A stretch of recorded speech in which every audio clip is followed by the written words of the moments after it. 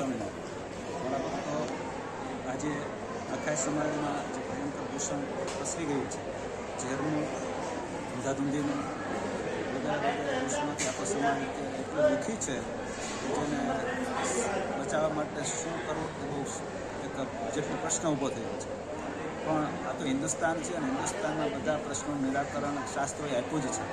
આ હિન્દુસ્તાન જ્યાં સુધી શાસ્ત્રો પર વિશ્વાસ રાખશે, ધર્મને પોતાનું જીવન માનશે, ત્યાં સુધી સુખી રહેશે.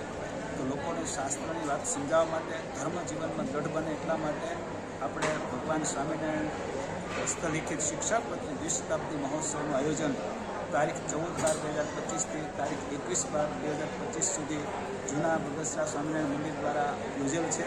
જે આખા ગુજરાત લેવલનું આયોજન હશે અને જે આયોજનમાં સારા સમાજના શ્રેષ્ઠીઓ, તમામ ધર્મગુરુઓ, તમામ સમાજના આગેવાનો અને સારો હિન્દુ શિક્ષણ સમાજ જોડાશે. આ આયોજન ખાસ કરીને ગાય બચાવવા માટે, માતા પિતાની સેવા કરવા માટે અને પોતાની ધરતીને આપણે જે બંજર બનાવી રહ્યા છે એ બંજર બનતી અટકાવવા માટેનું આયોજન હશે.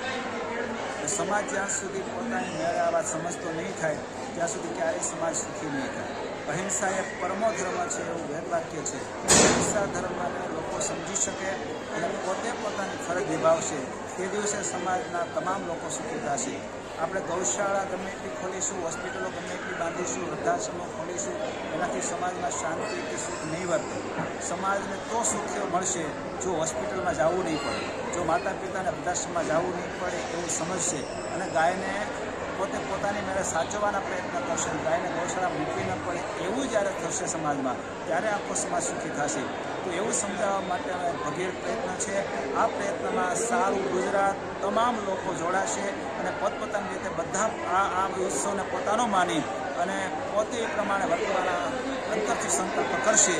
એટલે ખરેખર શાસ્ત્રોની વાત લોકો સમજશે અને શાસ્ત્રોના માધ્યમથી પોતાના પરિવારને, પોતાની જાતને, પોતાના દેશને સુખી કરી શકશે. તો આવો સાથે મળી આપણે હિન્દુસ્તાનને, આપણા પરિવારને સુખી કરવા માટે આમાં કટિબદ્ધ બનીએ અને આજથી આપણે ભગવાન શ્રીની સાક્ષી એક સંકલ્પ લઈએ કે આ ઉત્સવ મારો છે.